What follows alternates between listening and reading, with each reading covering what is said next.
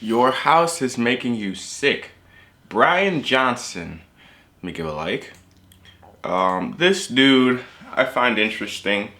I'm always curious on ways to improve my health and to live longer. Because honestly, he's on some don't die type stuff. And honestly, that kind of intrigues me. You know, like I wonder if we could ever hit the point where we could like surpass dying. Ideally so, because nobody's having kids anymore because everything's too expensive. Thanks a lot, government. But yeah, let's check this out. Going to Brian's house, going to Brian's house. Hey, welcome. Come on in. Thanks. Oh.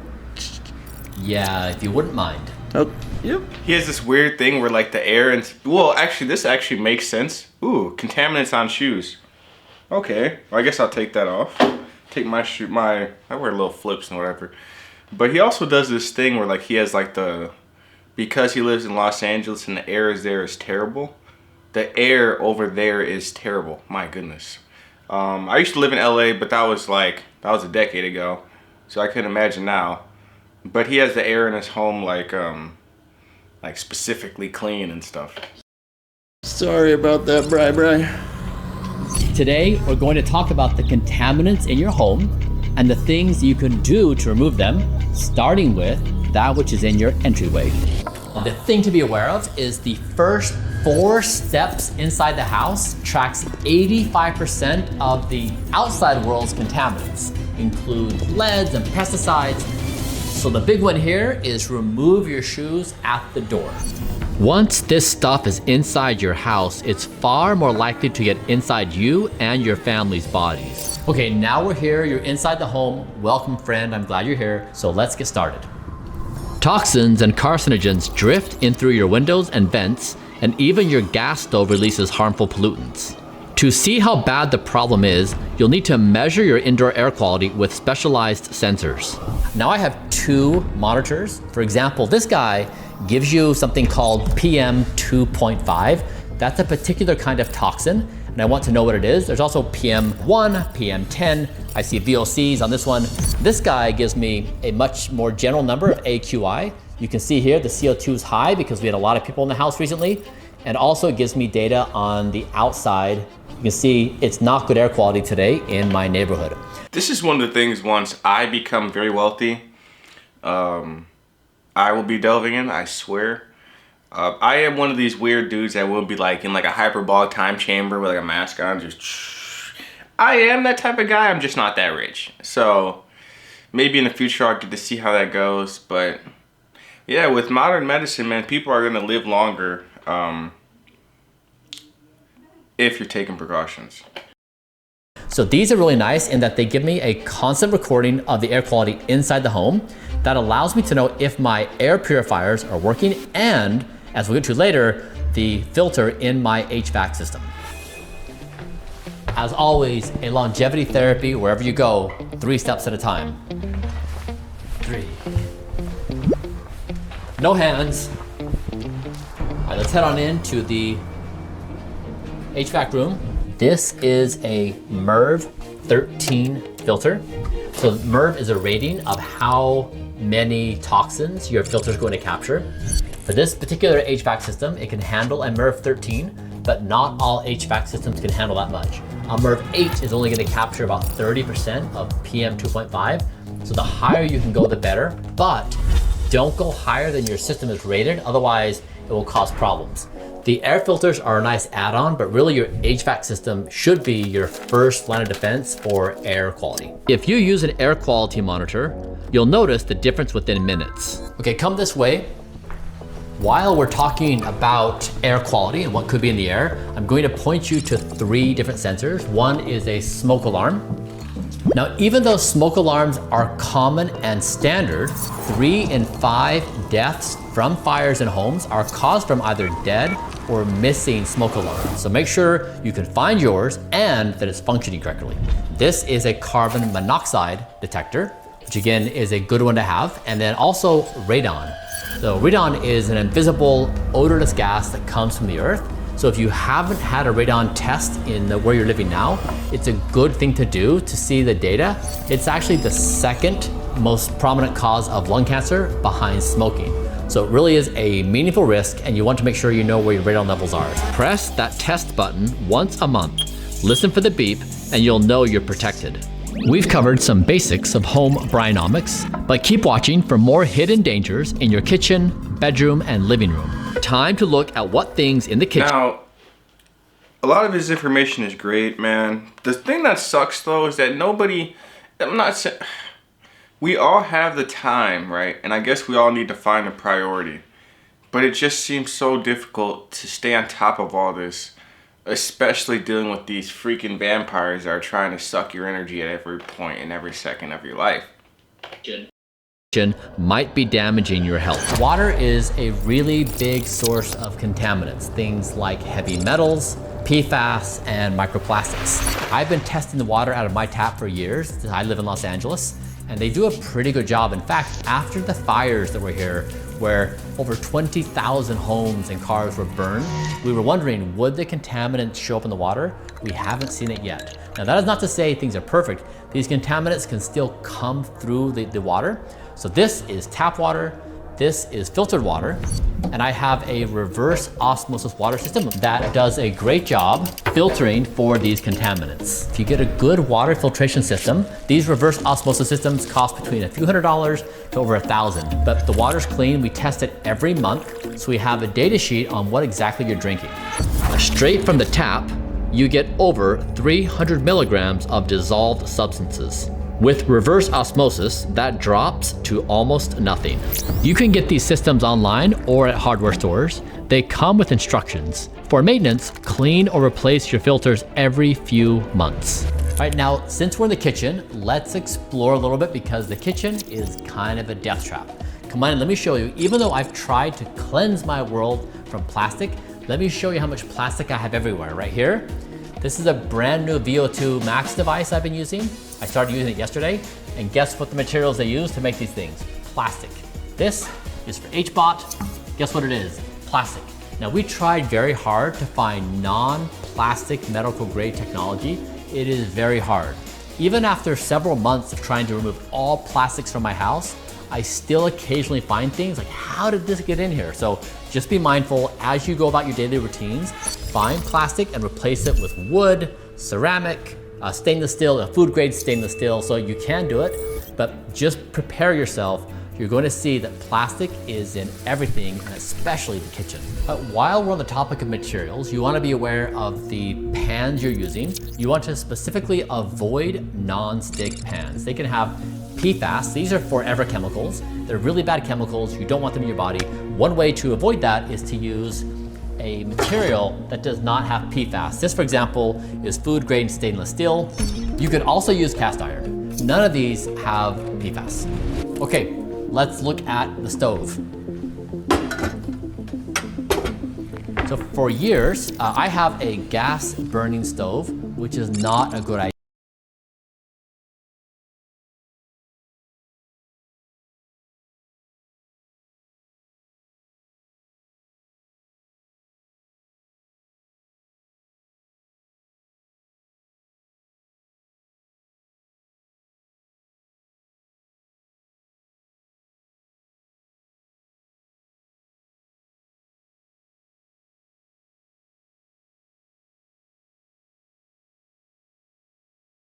Here's why. Using just one gas burner quickly spikes nitrogen dioxide and fine particles. These are linked to around 13% of childhood asthma cases in the US, and you breathe them in every time you cook. For a while, my chef made the food at their house and they delivered it.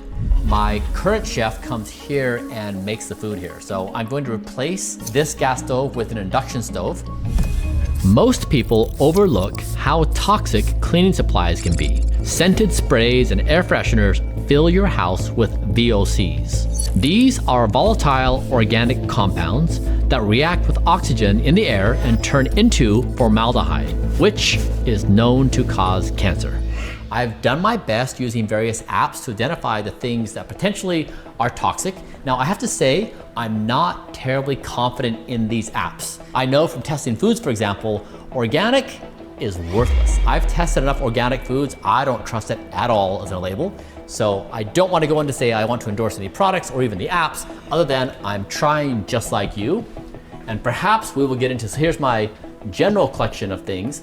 But I do want to say that what we have done for food and testing with third-party labs and being legit in the testing, I do think we want to do for this, because you of course can look at an ingredient label that includes supplies or food that tells you one set of things, but testing in a lab reveals an entirely other set of things. So I can look at this guy and say what's on the label, but if I want to send it to the lab, I may discover there's a lot more things in there than I thought. So I want to be very cautious. I don't think we know very much. I want to see data and lab results. As a vampire, I'm sun sensitive, so I have here film on my windows, which filters out 99% of UVA and UVB because I want controlled light exposure. If I choose to go outside because I want to feel the sun, get vitamin D, play a sport, go for a walk, I want to know what the UV index is, what exposure I'm getting and for how long, versus if it's just filtering through the window all day long, I could be getting more than I want. UVA is what contributes to aging skin and melanoma risk. I have upstairs a multispectral imaging system. You can look at the age of your face. Once you see that, you become hyper sun aware. Non-tinted glass allows 37% of UVA to come through the window. So there's a substantial amount of UVA coming through the window. Now I want to be clear, I'm not anti-sun. I'm trying to educate that if you're in the sun, there is a trade-off happening. It will age and deteriorate your skin. I personally am trying to optimize for longevity, so I enjoy the sun in the morning and the evenings. If I'm out in the day when the UV index is high, I wear a hat, I have an umbrella, I put sunscreen on, so I try to protect my skin from these high UV index times. So again, if you love the sun, do the sun is great. I just try to have the right amount for longevity for my skin. All right, one thing you'll notice is in this house, I have hard floors. Why? Because we rave. Also because carpet has 10 times the amount of dust, allergens, and microbes. One thing. Yeah, I can agree. I have carpet. I actually like carpet though, but this guy's going for, you know, optimal, blah, blah, blah. But yeah, I mean, honestly, I'm gonna be real with you. I don't plan to be here very long anyways. But yeah, that one, I don't know. I mean, it makes sense, honestly, because I see a bunch of little small particles in my carpet. But if I were to, you know, sweep, it'd be a lot easier to get rid of it. He's saying a lot of solid points. I really actually resonate with this dude. It's just like, dang, man. It's like, I don't know, man. Maybe some people can relate, but dude, I need to be rich already so I can just move past this everyday life BS. What you can do is have a vacuum with a HEPA grade filter. Then vacuum twice a week. That will be a great offset to the things it will otherwise store. A good HEPA filter on your vacuum removes 99.97% of microplastic particles, which helps you avoid chronic irritation and respiratory issues. All right, now one thing that's in your house that can also negatively affect your health is light. We have a lot of white and blue light in our modern environments, including our homes. That can delay sleep onset by decreasing your melatonin production. So one thing I have is a low-cost red lamp. This guy is maybe $30. I have nice natural light in the home, so I rarely turn on lights in the house at all. But at night, when it's getting dark, I'll turn this guy on. It's enough light to navigate the house. It's a really cool vibe. It's soothing, it's calming. I know we're getting ready for bed. So a very low cost solution, a high yield on sleep quality, and it's kind of cool. Try using a dim red LED in your living room and do so 2 hours before bed. It will help your body wind down and prepare for sleep. All right, now on the topic of sleep and bedtime routines, let's go to my bedroom and I'm going to show you a few things I do around sleep quality, which relate to toxins and contaminants. What you see in the theme here is Don't Die is an attempt to identify everything in your environment which potentially reduces your health and quality of life. With that frame, everything takes on a brand new meaning. Welcome to my bedroom. The first thing you're going to notice is it is completely blacked out. I've noticed in my own testing of the various places I've slept, either hotel rooms or bedrooms, a blacked out bedroom substantially improves sleep quality. Now, to illustrate how sensitive your body is to light, even 10 lux of light can halve your melatonin production and fragment your sleep. Your body is hypersensitive to light. Well, at least for me, when I go to sleep, it's usually really dark. I don't really have much sleep, and I have it's like, I guess, blackout. They're not blackout curtains, but they look like that because it keeps all the heat and it keeps the heat in and keeps the cold out, or it keeps the cold in and keeps the heat out. So they're insulated. They're really nice because I have bad allergies, and when I put them up, the air doesn't get in as much, and it doesn't bother my sleep quality. Which also, if that's something else for you, hey, it works for me. Expensive though. So you can see here, this room does not see light ever. Now, I'm fortunate to have a bedroom where I can do that. A lot of people do not have that opportunity where they have a bedroom that's both their workspace and their living space. So do your best. If you can't black out your room for some reason, you can also use an eye mask. One other thing I do in my room, which is a staple, is I have this noise machine. I started doing this because I lived in an apartment next to a road, and there would be loud cars all night long, motorcycles. I started using this to see if I could smooth out the noise so I wouldn't have these spikes. It did in fact improve my sleep. So I carried it over to this house. Even though this house is substantially more quiet, I don't have loud cars, rarely do I, but sometimes the dogs bark. So it has some kind of incremental improvement in terms of improving the steadiness of noises and lessens the likelihood that I wake up. Now, I haven't done a robust study on this, so just be mindful. If you try it out, try to measure your sleep, see if it actually works for you. But I would say that I generally like this as a tool that helps me sleep and smooth out the environment. You can get white noise, brown noise, and pink noise. Pink noise is best. It's less high-pitched than white noise and has a similar audio signature to rustling leaves, rain, and wind. And then finally, the other thing I do in this bedroom is I have 2 air filters, actually 3, but 2 primarily. This is a commercial grade IQ system. I did this because, of course, I spend 8 hours per night in this room breathing this air. I wanted to make sure it was really clean. So this is probably like overkill for what you need in a residential environment. Also for this environment, we're trying to have pristine air quality. So I have both an air purifier here, an air purifier there, and an air quality monitor. So you just want to be mindful that you're trying to track the pollutants of air. Now remember, you don't have to do all these things. A good MERV filter in your HVAC system could be good enough. But if you want a quick win, just grab a portable HEPA air purifier for your bedroom. Plug it in, let it run while you sleep, and enjoy your deep sleep. Now, one final thing is people oftentimes raise the question about EMF. My team and I are about to study this. We don't know what we think about this. One thing I do is I keep my router outside the bedroom. So I have my phone inside the room. I turn off Wi-Fi and mobile and Bluetooth. So the phone is emitting as little as it can. But we're going to do a study as a team. We're going to figure out what we think about it. I'm not quite sure if it's a big deal, a medium deal. I think the biggest thing, getting away from cell phones and all these electronics. I don't know what it is about phones, but anytime I touch them, it irritates my hand and it has this burning sensation. I need to go back to like a flip phone or something really basic without all these apps and BS and extra stuff.